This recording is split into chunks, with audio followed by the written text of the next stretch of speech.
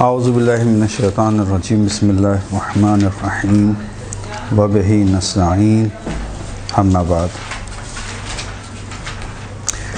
ہماری گفتگو جو چل رہی تھی وہ چل رہی تھی مطلوب اور نامطلوب کے حوالے سے کہ اسلام کو کیا چیز مطلوب ہے اور کیا چیز مطلوب نہیں ہے، اس کی مختلف مثالیں ہم نے آپ کے سامنے بیان کی۔ اسی حوالے سے بہت ساری ایسی چیزیں ہیں کہ جو ہم دنیا میں دیکھتے ہیں جو کہ اسلام کو نامطلوب ہیں، اسلام اس کو پسند نہیں کرتا، اسلام اس کو صحیح نہیں سمجھتا۔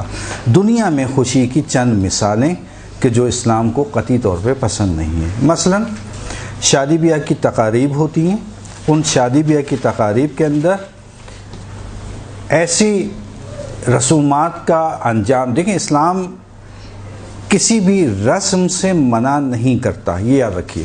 اس کا ایک قانون ہے، وہ میں آپ کو آج بتا دیتا ہوں۔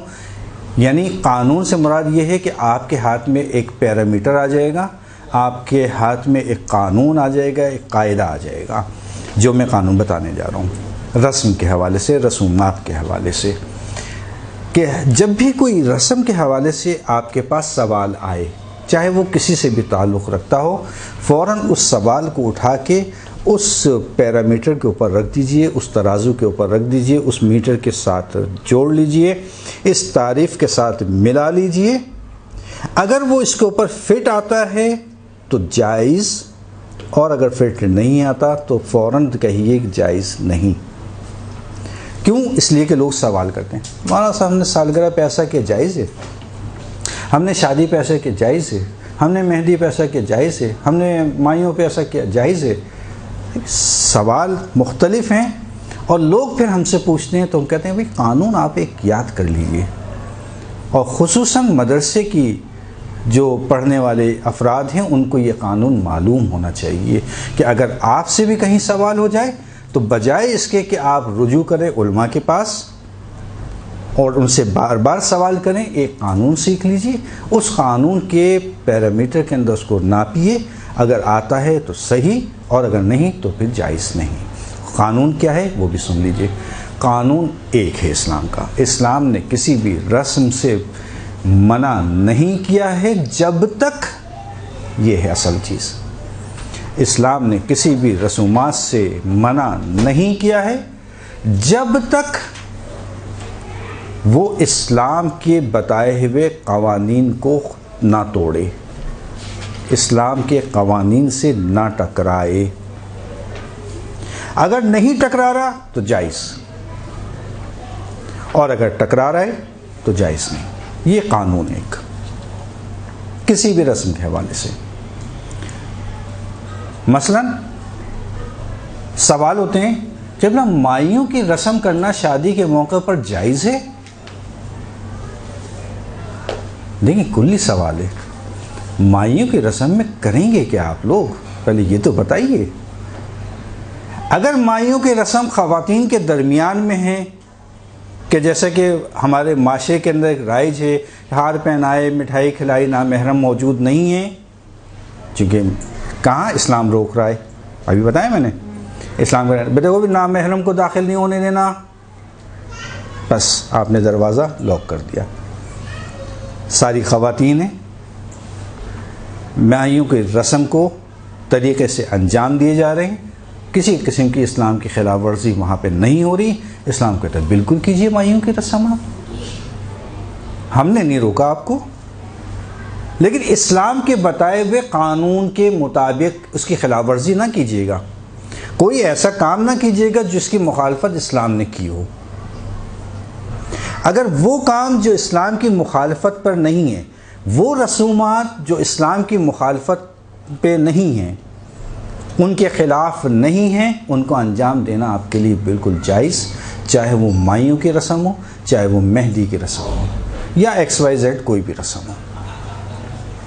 لیکن ایک ایسا ماحول کہ جس کی اسلام نے مخالفت کی، لہو و لعب کا ماحول نہ ہو، نامحرم کا مجمع نہ ہو، آوازیں باہر نہ جائیں، یا کوئی ایسا سسٹم موجود نہ ہو کہ جس کا اسلام مخالف ہے۔ سسٹم سے مراد میوزیکل آئٹم وغیرہ اس قسم کی کوئی چیز نہ ہو۔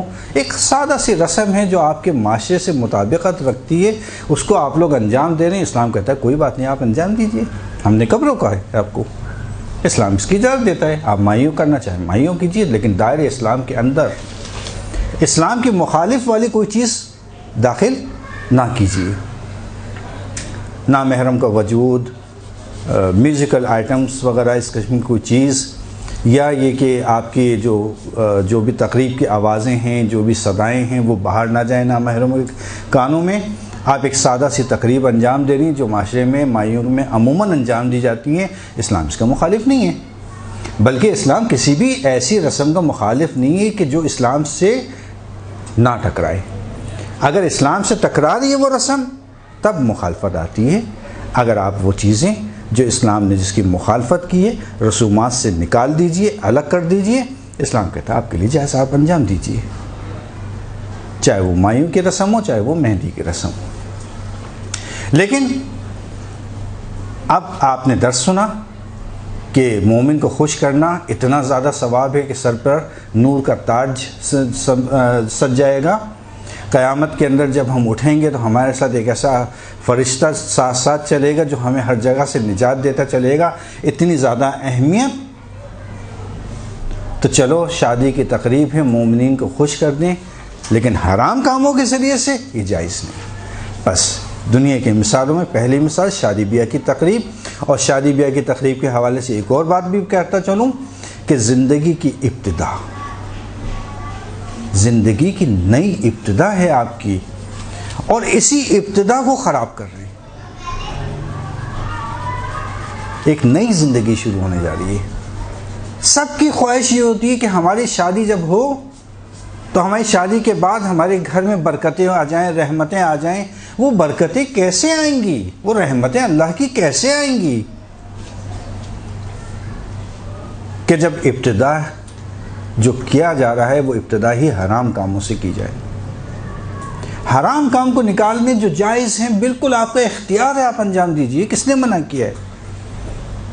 اسلام نے روکا نہیں ہے آپ کو، پابندیاں نہیں لگائی ہیں اسلام نے آپ کے اوپر۔ مثلا لوگوں کے ذہنوں میں شاید یہ ہے کہ اسلام نے آپ کو باندھ دیا، جی نہیں، باندھا نہیں ہے آپ کو، آزاد ہیں آپ۔ فقط یہ کہ اسلام نے جن کاموں سے روکا ہے اس سے رک جائیے، اس کو انجام نہ دیجیے، اب آپ کے لیے جائز۔ تو زندگی کی ابتدا میں حرام کام سے، پھر بھول جائیے برکت، پھر بھول جائیے رحمت۔ چلے ایک ہی دن کی تو بات ہے، آج تھوڑا آزاد ہو جائیں، خوش ہو لینے دیں۔ ایسی خوشی اسلام کو مطلوب نہیں ہے، ایسی خوشی کا اسلام منکر ہے، بلکہ وعدہ عذاب دیا گیا ہے۔ اب اللہ سے یہ گناہ کرنے کے بعد توقع رکھنا برکت اور رحمت کی، اس کی توقع بھی نہ رکھیے۔ پھر وہی بات کہ اب ہمارے پاس اس کے بعد تعویذ لینے ہرگز نہیں آئیے گا اور ہماری بھی جان چھوڑ دیے گا۔ خیر، دوسری چیز جو اللہ کو مطلوب نہیں ہے خوشی، لیکن ہمارے معاشرے میں عموماً طور پر انجام دی جاتی ہے، اور وہ ہے سالگرہ کی تقریب۔ سالگرہ منانا کیسا ہے؟ عموماً لوگ سوال کرتے ہیں، تو اسلام میں سالگرہ منانا کیسا ہے؟ وہی بات پرانی جو ابھی میں نے کہی، اسلام کسی بھی تقریب سے آپ کو منع نہیں کرتا۔ آپ سالگرہ منانا چاہیں آپ دو طریقے سے منائیے، ہاں آپ دو طریقے سے منائیے۔ میلادی عیسوی طریقے سے بھی منائیے کہ بھی اپریل کی فلاں تاریخ کو ہماری برتھ ڈے ہے، سالگرہ منانا چاہتے ہیں بالکل منائیے آپ، ہاں جب اسلامی آ جائے تو اسلامی بنا لیجئے، دو سالگرہ سال کے اندر، صحیح۔ کبھی ہم تو ربیع الاول کی مثلا اس تاریخ کو پیدا ہوئے تھے، چلیے جی سالگرہ بنائیے۔ تو اسلام نے سالگرہوں سے آپ کو منع نہیں کیا، اسلام نے فقط حرام کاموں سے منع کیا ہے۔ اگر ان حرام کاموں کو اس سالگرہ کی تقریب سے، پروگرام سے آپ نکال دیجئے، وہی بات، مکس گیدرنگ نہیں ہونا چاہیے، نامحرم نہیں ہونا چاہیے، ہاں خالص آپ کے جو گھر کے افراد ہیں یا گھر کی خواتین ہیں، اگر وہ کیک کاٹ رہی ہیں اس میں کیا حرج ہے؟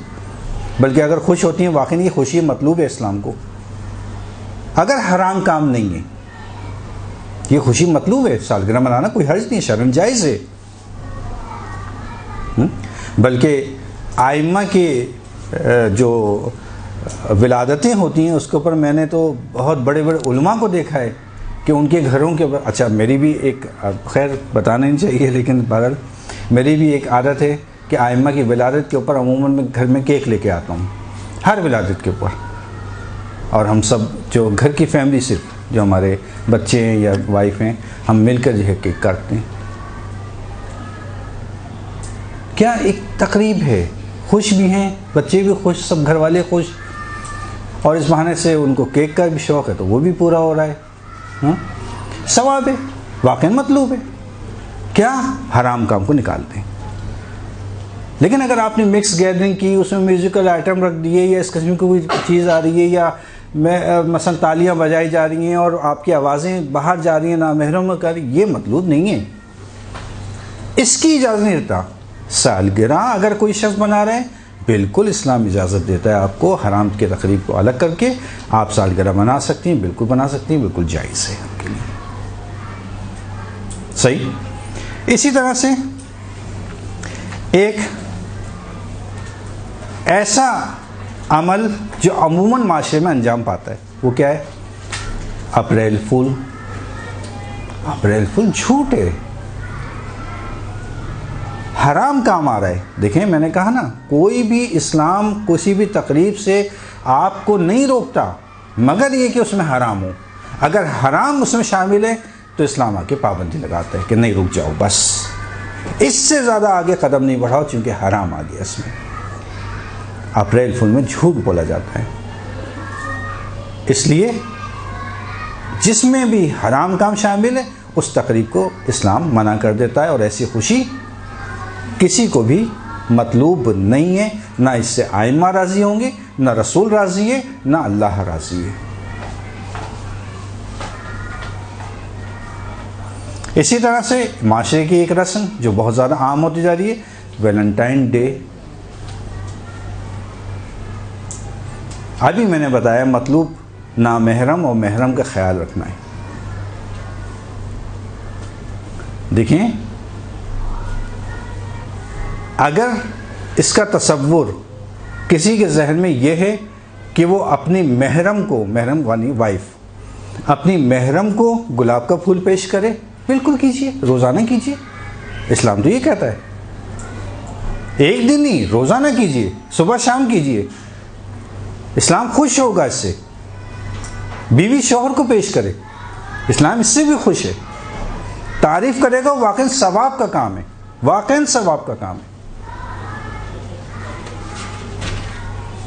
لیکن محرم نامحرم کے درمیان میں ایسا رابطہ، یہ حرام ہے، چونکہ حرام ہے پس اسلام کو یہ مطلوب نہیں ہے خوشی، اس لیے کہ وہ خوشی جائز ہے، وہ خوشی صحیح ہے جس سے آل محمد راضی ہیں، جس سے اللہ کا رسول راضی ہے، جس سے اللہ راضی ہے، جس سے اللہ راضی نہیں، رسول راضی نہیں، آئمہ راضی نہیں، ایسی کوئی خوشی نہیں ہے۔ اور پھر ہمارا نظریہ، ہمارا عقیدہ تو یہ ہے کہ ہمیں تو اللہ کی رضایت چاہیے، اس کا تقرب چاہیے، آئمہ کو راضی کرنا ہے کسی طرح، یہ ہمارا اصل ہدف ہے۔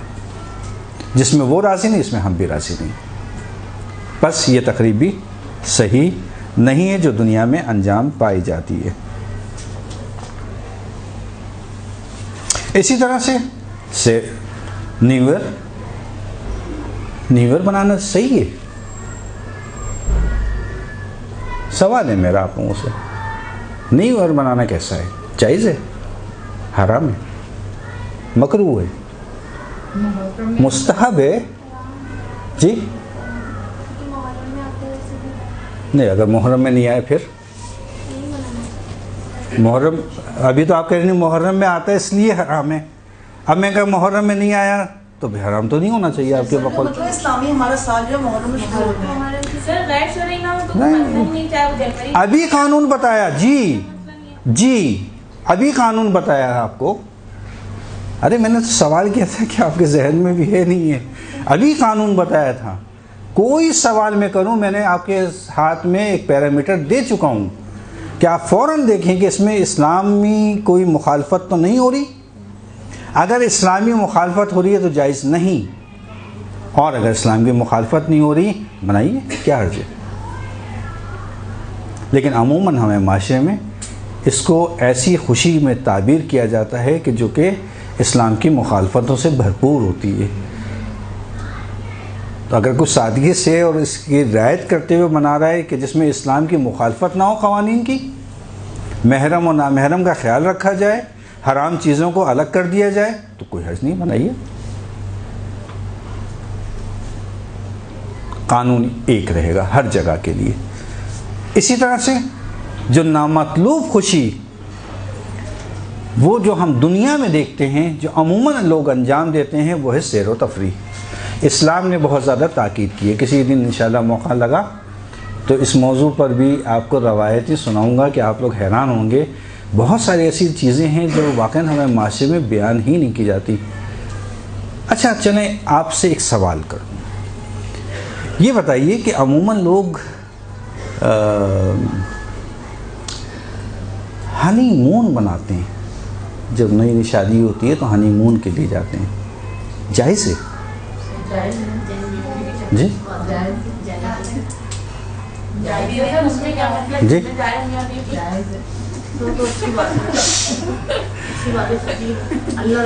سر ابھی ویلنٹائن ڈے پہ بات ہوئی کہ اگر میاں بیوی ایک دوسرے سے پیار کا اظہار کر رہے ہیں تو وہ جائز ہے. اسی طرح اگر وہ گھومنے بھی جا رہے ہیں تو وہ بھی جائز ہے. آپ کو معلوم ہے کہ پہلا جو ہے وہ ہنی مون کس نے منایا تھا؟ جی جی پہلا ہنی مون امیر المومنین علی علیہ السلام حضرت فاطمہ الزہرا نے منایا تھا.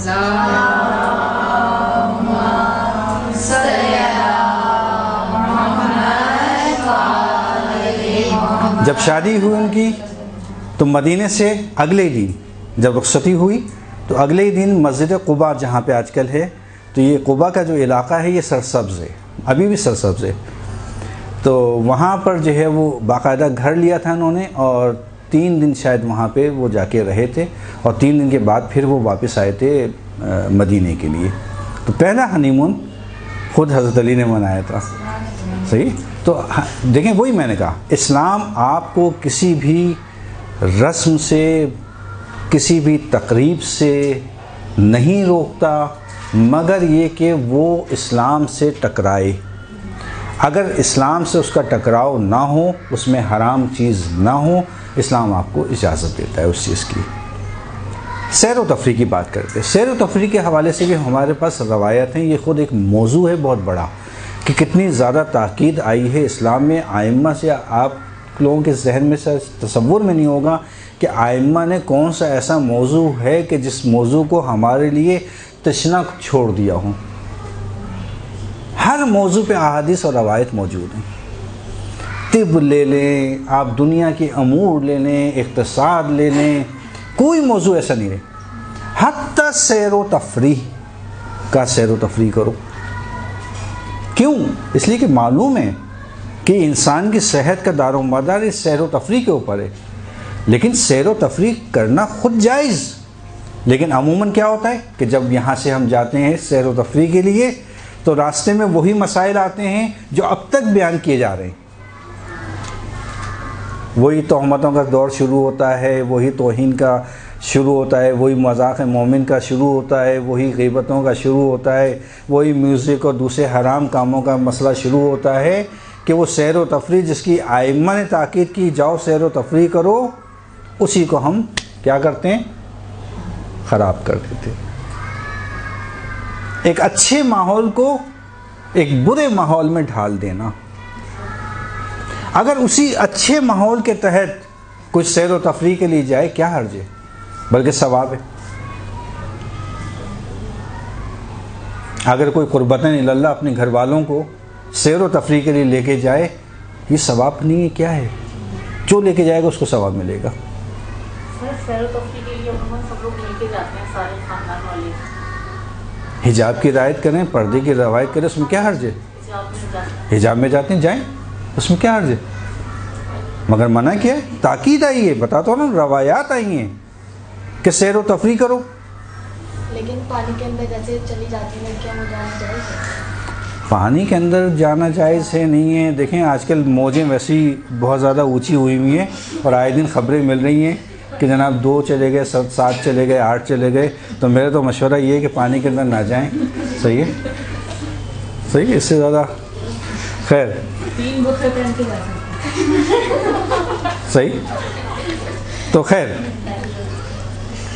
اچھا, تو یہ چند موارد میں نے صرف دنیاوی امور میں گنوائے ہیں آپ کو کہ جہاں پر انسان اپنے کسی ایک موضوع کو جو صحیح ہوتا ہے اس کو خراب کر لیتا ہے, جو کہ خوشی کے لیے لوگ عموماً اس کاموں کو خوشی سمجھتے ہیں.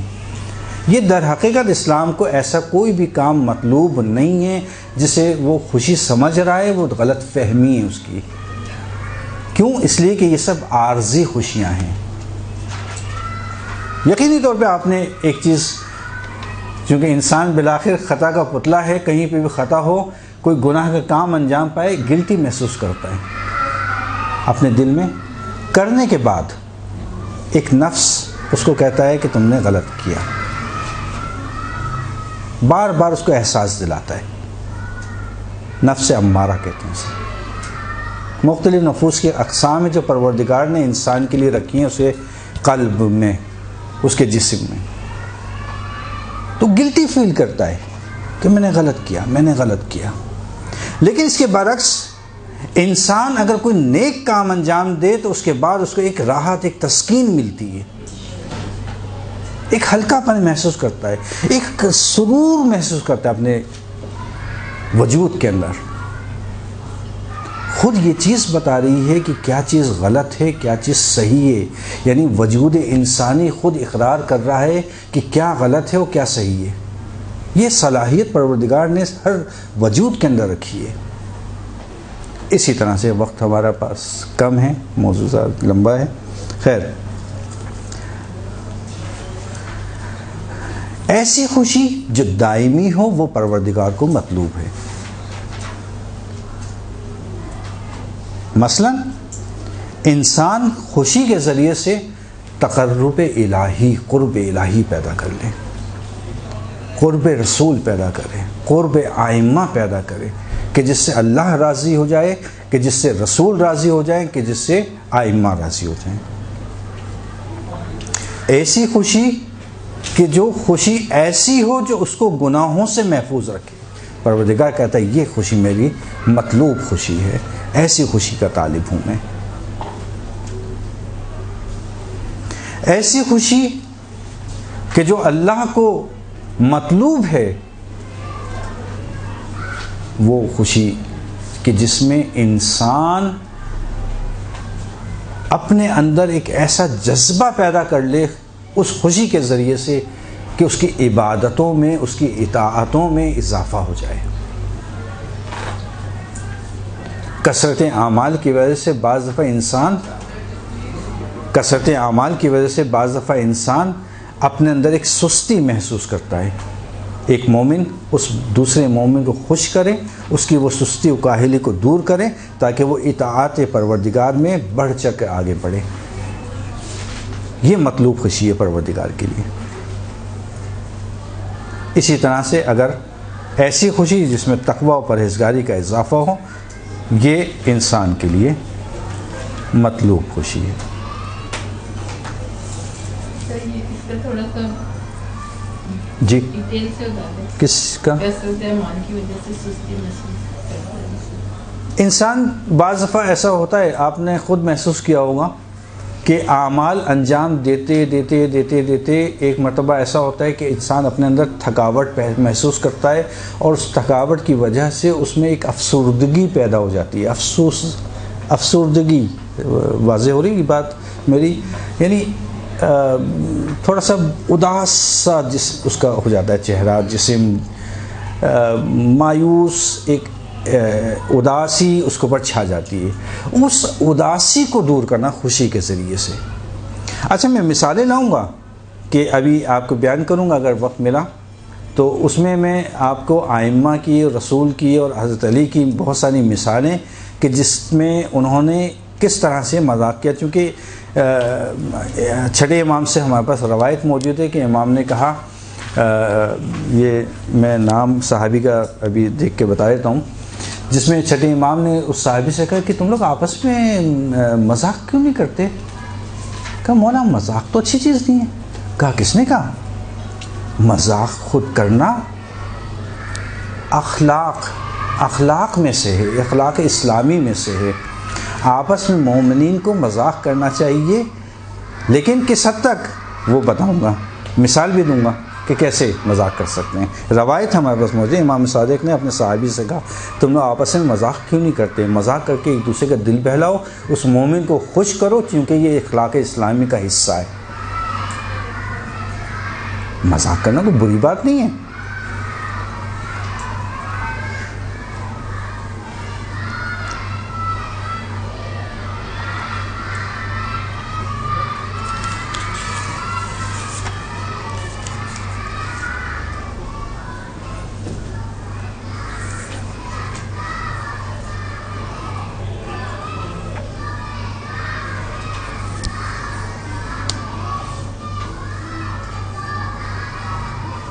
کہاں مومن کی نشانیوں سے امیر المومنین کی روایت ہے کہ اور سنن نبی کے اندر یہ موجود ہے روایت کہ مومن کی نشانیوں میں سے ایک نشانی مومن کے چہرے کے اوپر نشاط ہو، خوشی ہو، مسکراہٹ ہو، یہ مومن کی علامتوں میں سے گنا گیا ہے کہ نشاط یعنی حشاش بشاش ہونا، نشاط ہو، خوش ہو اور مسکراہٹ، یہ مومن کی علامتوں میں سے ایک علامت ہے۔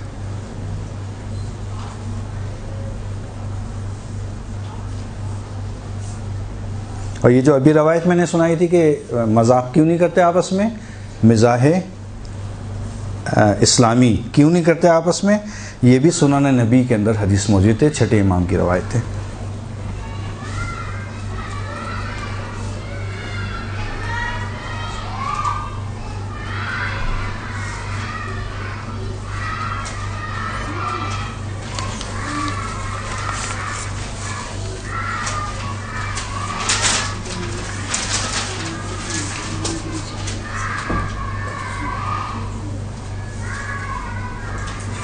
جو آپ نے صحابی والا واقعہ بتایا تھا، مولا علی کا تھا، چھٹے امام کا تھا؟ چھٹے امام۔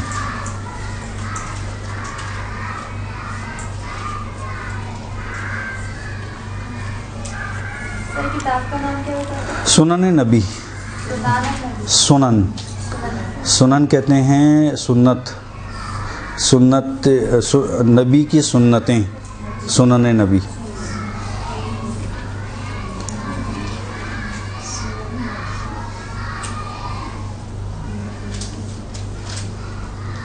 اب اس کے فوائد اور ثمرہ کیا ہے، اس کا فائدہ کیا ہے جو ہم مومن کو خوشی کریں گے؟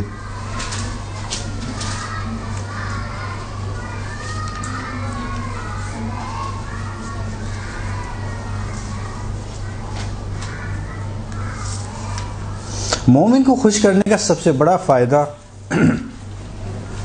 وہ ہے کہ جتنے عرصے اگر کوئی شخص مومن کو خوش کرے گا یا اس کے ساتھ مزاح کرے گا، مزاح دیکھیں ایک الگ چیز ہے، مزاح کا مطلب ہوتا ہے کہ دین اور اسلام کے چیزوں کا تمام خیال رکھتے ہوئے مزاح کرنا۔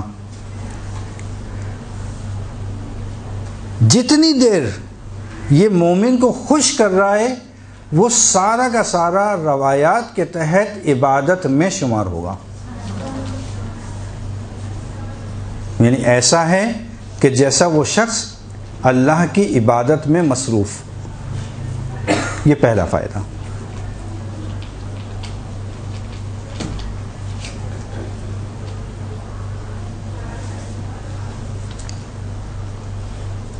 دوسرا فائدہ،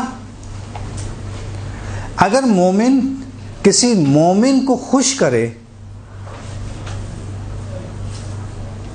اگر مومن کسی مومن کو خوش کرے تو یہ ایسا ہے کہ جیسے کہ مومن نے صدقہ نکالا ہو، یعنی صدقے کی اہمیت، یعنی ایسی یہ خوش ہونا مومن کا، اپنے مومن کو خوش کرنا ایسا ہے جیسے کہ اس نے صدقہ نکالا، یعنی صدقے کی اہمیت، ثواب اس کے برابر، مومن کو خوش کرنے کے برابر۔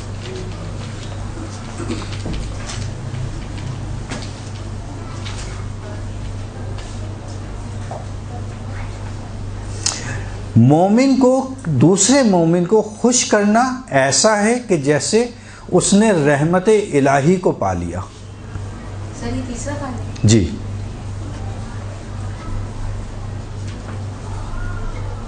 ایسا ہے جیسے رحمت الہی کو پا لیا۔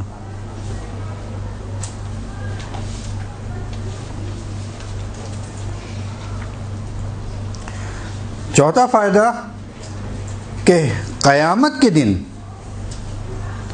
جب اس مومن کو اٹھایا جائے گا جو دوسرے مومن کی خوشحالی کا خیال رکھے، تو اللہ کہتا ہے کہ میں اسے بغیر حساب کتاب کے جنت میں بھیجوں گا، کیونکہ اس نے میں نے مومن کو خوش کیا۔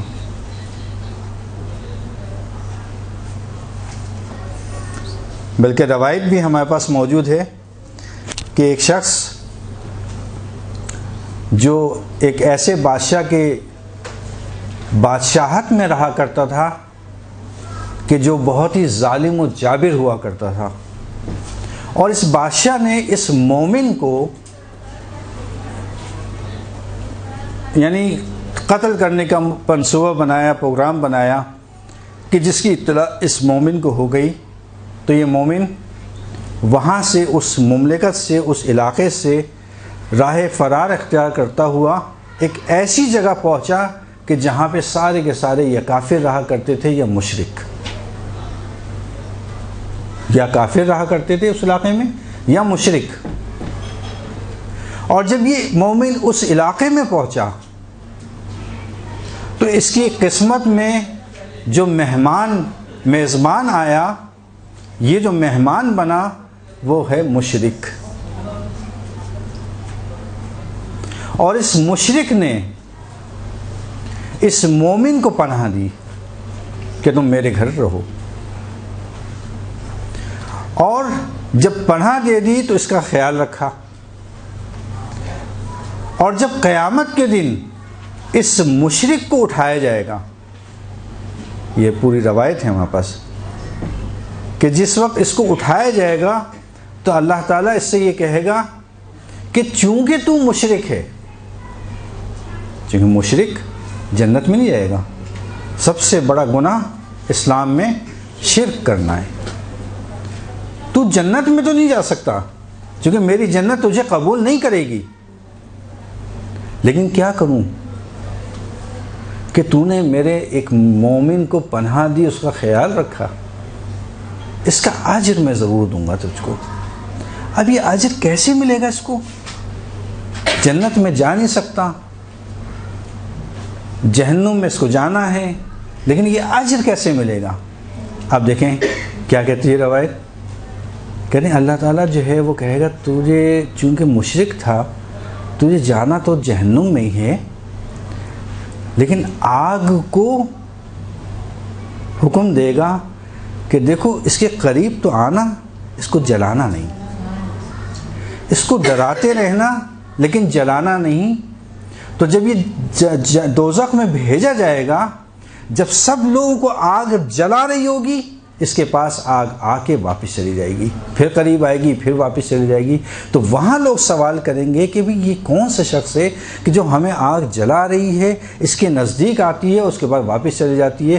اس وقت ان لوگوں کو بتایا جائے گا کہ اس نے مومن کی خدمت کی، مومن کو خوشحال کیا، اللہ نے اس کو یہ اجر دیا، کیونکہ یہ مشرک تھا اس لیے دوزخ میں بھیجا۔ یہ اجر ہے۔ اسی طرح سے مومن کو خوش کرنا خود ایک صلہ رحم کے عنوان سے آتا ہے۔ صلہ رحم کرنا واجب ہے، صلہ رحم واجب ہے۔ البتہ خود ایک اس کی تفصیل ہے صلہ رحم کی، جو انشاءاللہ پھر کبھی بیان کی جائے گی، خود ایک موضوع ہے۔ اسی طرح سے اگر کوئی شخص اچھا دوست بننا چاہتا ہے، اس کو اگر وہ خوش نہیں ہوگا، مسکراہٹ نہیں ہوگی، اور کیسے معاشرے میں وہ رہے گا، کیسے وہ دوست یابی کرے گا؟ عموماً لوگ ایسے فرد کو پسند کرتے ہیں کہ جس کے چہرے پہ مسکراہٹ ہو۔ اسی لیے شب جمعہ کے حوالے سے خصوصی طور پر ہمارے پاس روایت موجود ہیں کہ کم از کم شب جمعہ میں 3 مومنین کی زیارت کے لیے جاؤ، 3 مومنین کی زیارت کے لیے جاؤ۔ لیکن مومن کی زیارت کے لیے مسکراہتے ہوئے جانا ہے۔ اسی لیے پہلے روایت میں نے بیان کی، اللہ نے کیا کہا کہ ایسا ہے جیسے دشمن خدا کہ مومن کو دیکھ کے منہ بنا لیتا ہے۔ مومن کو دیکھ کے مسکرانا ہے، مومن کو دیکھ کے خوشحال ہونا ہے۔ اور پھر میں نے ابھی بتایا آپ کو یہ خود ایک عبادت کے زمرے میں آتا ہے۔ اسی طرح سے بہت سے ایسے فوائد ہیں جو ہمیں اس دنیا میں حاصل ہوتے ہیں۔ مثلا جاپان کے مختلف سائنس، دنیا کی بات کر رہا ہوں، کہ اس خوشی کے اظہار سے، کسی کو خوش کرنے سے، خوش رہنے سے، خود ہنسنے سے، خود مسکراہٹ، ہنسنا، یہ خود ایک علاج ہے جس کی روایت میں تاکید آئی ہے۔ البتہ کچھ روایتیں اور بیان کروں گا کہ جس میں حد بتائیے کتنا مسکرانا ہے۔ تو جاپان کے مختلف سائنسدانوں نے یہ بات تحقیق کی، اور اس کے بعد ابھی رزلٹ بھی آ چکا ہے کہ اگر انسان کسی کو دیکھ کے خوش ہوتا ہے یا مسکراتا ہے تو اس کے جسم کے بعض ایسے خلیے ہیں جو برے خلیوں کے اوپر غالب آ جاتے ہیں۔ انسانی جسم میں سلول جسے ہم کہتے ہیں، خلیے کہتے ہیں، بعض ایسے ہوتے ہیں جو بیڈ خلیے ہوتے ہیں، برے ہوتے ہیں، اور بعض اچھے ہوتے ہیں۔ وہ اچھے خوشی کی حالت میں ان بروں کے اوپر غالب پاتے ہیں۔ لہٰذا تمام مومنین کو چاہیے کہ زیادہ سے زیادہ خوش رہیں، مسکراتے رہیں، خصوصاً مومن کو دیکھ کے۔ سائنسدانوں نے آج کی دنیا میں یہ رزلٹ بالکل کنفرم ہے اس وقت، بلکہ ممکن ہے کہ آپ لوگوں کو یہ بات معلوم بھی ہو کہ بہت ساری نفسیاتی بیماریوں کا علاج انسان کا خوش رہنا ہے۔ انسان اگر خوش رہے گا، انسان اگر مسکرائے گا، انسان اگر ہنسے گا تو اپنے امراض نفسیات کے اوپر قابو پا سکتا ہے۔ یہ بالکل اس وقت ثابت ہو چکی چیز۔ اسی طرح سے آپ دیکھیں گے کہ بہت ساری جگہوں پہ اس وقت کلب کھلے ہوئے ہیں کہ انسانوں کو کسی طرح سے مسکرایا جائے، ہنسایا جائے، اس کے ذریعے سے وہ علاج کرتے ہیں۔ مختلف جگہوں پہ آپ دیکھیں، نیٹ کو سرچ کریں، آپ کو ملیں گے بہت سارے۔ یہ آج انہوں نے سمجھا ہے، جبکہ ائمہ 1400 سال پہلے کہہ کے چلے گئے دیکھو مسکراتے رہنا، مومن کو دیکھ کے دیکھو خوش کرتے رہنا ایک دوسرے کو۔ حتیٰ اسی اظہار خوشی کے لیے، اس اظہار خوشی کو حتیٰ ایک ورزش کا نام دیا گیا ہے آج کل، کہ یہ خود ہنسنا، مسکرانا، خوش ہونا مومن کو دیکھ کے خود ایک ورزش ہے آج کے لحاظ سے، دنیا کے لحاظ سے۔ اور آخری چیز جو دنیاوی لحاظ سے، اور وہ ہے خاندانوں کا ٹوٹنا کے باعث بھی یہ نہ مسکرانا، خوش نہ رہنا، یہ بھی ایک بہت بڑی وجہ ہے۔ کیونکہ عموماً گھروں میں یہ پرابلم میں فیس کرتا ہوں، دیکھتا ہوں کہ خوش خلقی تھوڑا سا بڑے مسئلے ہیں اس کے۔ اب میں اس کی بحث میں نہیں جاؤں گا تفصیل میں۔ خوش خلقی سب سے اہم چیز ہے۔ حتیٰ دینداری کے بعد جو سیکنڈ، شادی کے موارد میں دینداری کے بعد جو سیکنڈ مرحلہ آتا ہے وہ اخلاق ہے، خوش خلقی۔ کس طرح سے انسان کو خوش خلق ہونا چاہیے تاکہ اس کے مسائل حل ہو جائیں۔ بہت ساری چیزیں ایسی ہیں جو قرآن میں خوشحالی اور اس کے لحاظ سے آئی ہیں جو میں نے بیان نہیں کی، وقت کے کمی کی وجہ سے۔ ایک دو چیزیں میں بیان کر دوں تاکہ اس موضوع کو ٹھیک ہے گزار دیں، اور وہ یہ ہے کہ ایک جو ہے وہ اچھا قہقہہ لگانا زوردار طریقے سے، یہ ہنسنا، اس کی مذمت آئی ہے، اور اس کی پھر روایت موجود ہے کہ امام چھٹے امام کی روایت ہے کہ وہ انسان کی عزت و آبرو کو کم کر دیتا ہے، اس لیے کہا ہے کہ منع کیا ہے کہ قہقہہ نہ لگاؤ، ایک حد تک مسکراؤ. اسی طرح ایمان کو کمزور کر دیتا ہے، سب اصول کافی کے اندر یہ روایت آئی ہوئی ہے امام صادق سے. دل کو کمزور کر دیتا ہے، دل کو مار دیتا ہے، دین کو ختم کر دیتا ہے، نادانی کی علامت ہے زوردار قہقہہ لگانا، قساوت دل کا باعث بنتا ہے، اور گناہوں سے غفلت کا باعث بنتا ہے. یہ ساری روایت اصول کافی کے اندر آئی ہوئی ہیں، چھٹے امام سے روایتیں ہیں. اچھا یہ بہت تیزی سے میں گزر گیا ہوں چونکہ وقت ہمارے پاس نہیں ہے. جی چھٹے امام کی اصول کافی کی جو ہے وہ دوسری جلد کے اندر یہ ساری روایتیں موجود ہیں. مثلا زیادہ زور سے ہنسنا، اس کی مذمت آئی ہے کہ کم. اور کیوں کہنا، اس زوردار ہنسنے سے، مسلسل ہنسنے سے، دیکھیں ایک دو مرتبہ ہو گیا وہ الگ چیز ہے. ایک آدمی کی عادت ہے کہ وہ زوردار ہنسے، قہقہہ لگائے ہر وقت، نہیں، اس کی مذمت آئی ہے. کیوں؟ اس لیے کہ انسان کی آبرو کو ختم کر دیتا ہے. ایک روایت چھٹے امام کی روایتیں اصول کافی کے اندر. انسان کے ایمان کو کمزور کر دیتا ہے، انسان کے دل کو مار دیتا ہے، دین کو ختم کر دیتا ہے جیسے نمک پانی میں حل ہو جاتا ہے. نادانی کی علامتیں، انسان کی نادانی کی علامتیں، قساوت قلب کا باعث بنتا ہے، گناہوں سے غفلت کا باعث بنتا ہے. یہ قہقہہ. بہرحال تیزی کے ساتھ ہم گزر گئے اس کو مرحلے کو. میں اصل میں آپ کو ایک دو چیزیں سنانا چاہ رہا تھا مذاق کے عنوان سے کہ رسول یا ائمہ کیسا مذاق کرتے تھے. گنجائش تو نہیں ہے کہ میں سارا آپ کو سناؤں، لیکن ایک دو سنا دیتا ہوں. مثلا ایک عورت جو ہے وہ رسول کی خدمت میں آئی اور اپنا تعارف کرایا کہ آپ نے مجھے پہچانا کہ میں کون ہوں. تو رسول نے کہا نہیں، میں نے نہیں پہچانا تم کو. کہا کہ میں وہ جو فلانی ابن فلانی ہے نا، اس کی زوجہ ہوں. تو رسول نے کہا اچھا تم اس کی زوجہ ہو جس کی آنکھوں میں سفیدی ہے.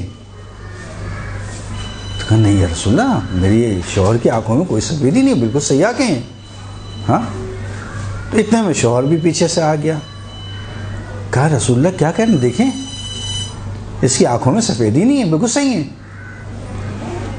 تو کہا تم غور سے دیکھو آیا اس کی آنکھوں میں سفیدی ہے یا نہیں ہے. سفیدی ہے، بلاخر سب کے ہے سفیدی. تو یہ اس قسم کا مذاق کرنا. یا مثلا ایک اور خاتون جو ہے وہ رسول کے پاس آئیں اور اتفاق سے وہ خاتون جو ہیں کافی ضعیف تھیں.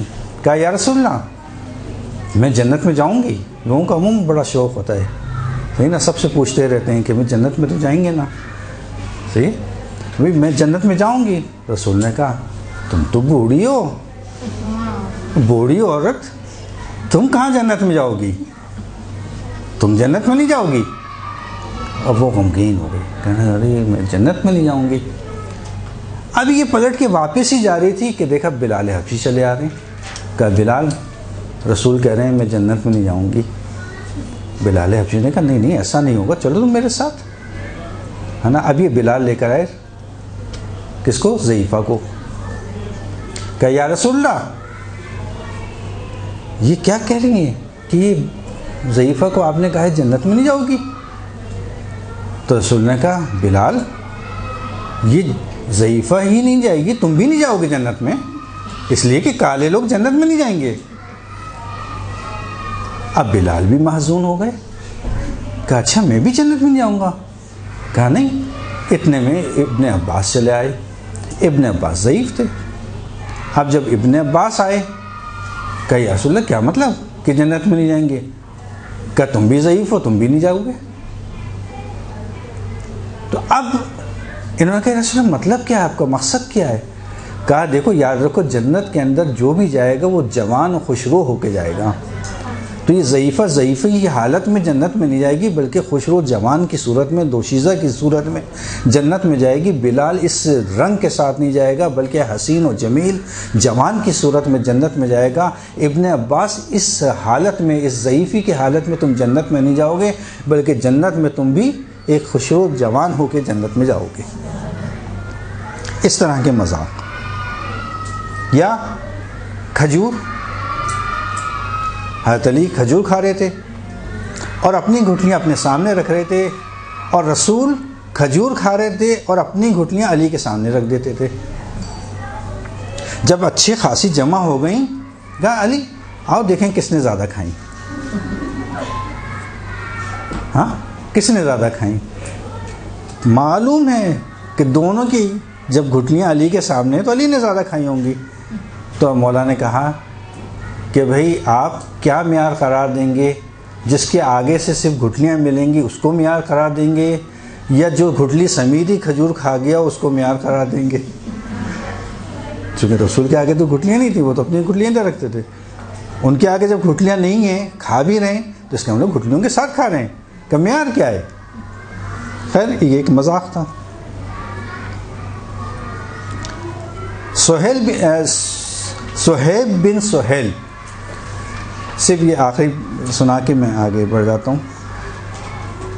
ان کی آنکھ میں، سیدھی آنکھ میں درد تھا۔ رسول نے دیکھا یہ مسلسل کھجور کھائے جا رہے ہیں۔ کبھی صہیب جب تم چباتے ہو تو تمہارا اثر آنکھوں میں پڑے گا، نقصان دہ تمہارے لیے۔ کھجور بھی کھا رہے ہو، آنکھ میں درد بھی ہے اور کھجور بھی کھا رہے ہو۔ کہ یا رسول اللہ میری سیدھی آنکھ میں درد ہے، میں الٹی طرح سے کھا رہا ہوں۔ کھانا تو تھا، بہانہ کر دیا الٹی طرح سے کھا رہا ہوں، سیدھی طرح سے نہیں کھا رہا۔ یعنی اس طرح کے مختصر سے چھوٹے سے ایسے مذاق جو ہلکے ہوں اور دین کے مخالف بھی نہیں ہوں، ایسے مذاق کرنا اسلام میں بالکل جائز۔ برحمتك يا أرحم الراحمين وصلى الله على محمد وآله